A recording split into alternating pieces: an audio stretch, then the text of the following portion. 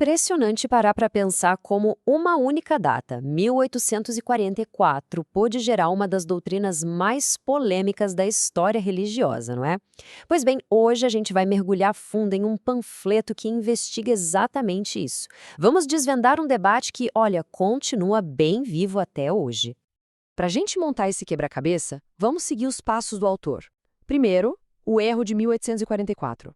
Depois, voltamos lá para um modelo bem antigo, comparamos sombra com realidade e, no fim, vemos como tudo isso leva a uma conclusão sobre a autoridade final. Vamos nessa? A nossa investigação começa aqui, no que a fonte chama de o erro de 1844. O autor não poupa palavras, não. Ele já joga a gente bem no meio de uma doutrina bastante controversa que gira toda em torno de uma pergunta central. E aqui está a pergunta que vale ouro. Afinal, o que foi esse tal de juízo investigativo? E mais, será que ele começou mesmo lá no céu em 1844? A resposta para essa pergunta é o motor de toda a argumentação que vamos explorar.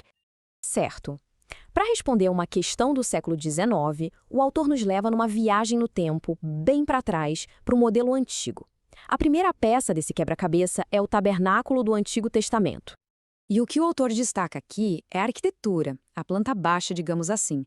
O tabernáculo não era um salão único, ele era dividido em dois, o lugar santo e o lugar santíssimo. É bom guardar essa informação porque essa divisão é a chave para entender todo o resto do argumento. E essa divisão de espaços, claro, tinha a ver com dois tipos diferentes de serviço. Dá para pensar assim. Tinha o trabalho do dia a dia, contínuo, que acontecia no lugar santo, mas uma vez por ano, só uma vezinha, acontecia algo totalmente extraordinário. O sumo sacerdote entrava no lugar santíssimo. Era o dia da expiação. Essa diferença entre o diário e o anual é fundamental. Ok, então temos um modelo antigo com seus rituais, diários e anuais. Mas como isso se liga a Jesus e a 1844? A resposta, segundo o autor, está em entender a diferença entre o que era sombra e o que é a realidade. A chave para decifrar tudo isso é um conceito chamado tipo e antipo. A ideia é bem direta. Tudo o que acontecia no Antigo Testamento era como uma sombra, um tipo, que apontava para algo real, algo muito maior que viria com Jesus, o antipo. E aqui a comparação fica muito clara. A sombra, o tipo, era o tabernáculo aqui na terra, o sangue dos animais, a expiação que precisava ser repetida todo santo ano. Já a realidade, o antítipo, é o santuário no céu, o sangue de Jesus e o seu sacrifício que foi único e definitivo. O autor vai fundo nos detalhes do dia da expiação, analisando até os dois bodes. Um era sacrificado pelo pecado e o seu sangue ia lá para dentro do lugar santíssimo. O outro, o famoso bode emissário, simbolicamente carregava os pecados para o deserto. A conclusão do panfleto, os dois, de formas diferentes, eram símbolos do sacrifício completo de Jesus na cruz. Bom, agora que a lógica da sombra versus realidade ficou mais clara, estamos prontos para voltar à pergunta original. Com todas essas peças no tabuleiro, o autor finalmente apresenta seu argumento sobre o que realmente aconteceu, ou melhor, o que não aconteceu em 1844. E tudo se resume a esta pergunta crucial. Se o sumo sacerdote aqui na Terra entrava no lugar santíssimo uma vez por ano, quando Jesus, o sumo sacerdote celestial, entrou no lugar santíssimo lá no céu, foi em 1844?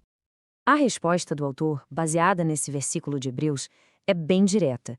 Diz que Jesus entrou no próprio céu para se apresentar diante de Deus por nós. E quando isso aconteceu? De acordo com o panfleto, foi logo depois da sua ascensão, ainda no primeiro século, e não em 1844. Certo?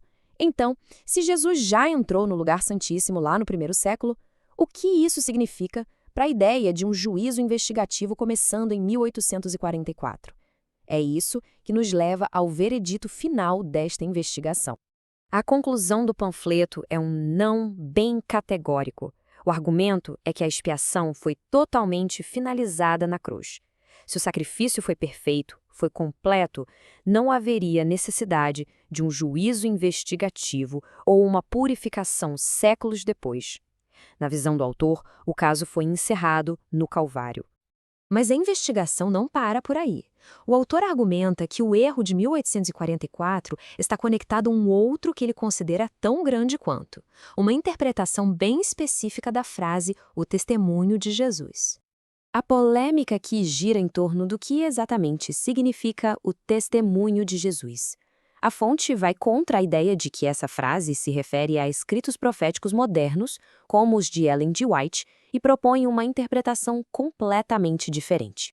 Indo lá no grego original, o autor argumenta que o testemunho de Jesus não é um testemunho dado por uma nova profetisa, mas sim o testemunho sobre Jesus, ou seja, a própria mensagem do Evangelho que está contida na Bíblia. Chegamos ao final da nossa investigação. Depois de seguir todas as pistas e argumentos do autor, qual é a conclusão final? Vamos juntar todas as peças e ver qual é a autoridade máxima segundo essa fonte. O autor amarra tudo com este versículo de Isaías: a lei e ao testemunho. Se eles não falarem segundo esta palavra, é porque não há luz neles. A mensagem é bem clara. Para ele, a Bíblia é a régua, o padrão pelo qual todas as outras doutrinas devem ser medidas. E assim, a argumentação toda do panfleto se resume a estes 4 pontos centrais. A expiação foi completada lá na cruz, o santuário era uma sombra que se cumpriu em Jesus, o testemunho de Jesus é o próprio Evangelho, e por causa de tudo isso, a Bíblia é a autoridade final. Vimos aqui uma interpretação muito clara, muito direta de um lado desse debate. Mas isso tudo deixa no ar uma pergunta fascinante. Partindo dos mesmíssimos textos sagrados, como é que pessoas de fé conseguem chegar a verdades tão diferentes, às vezes até opostas? Como é que interpretações distintas acabam criando realidades tão distintas? Fica a reflexão.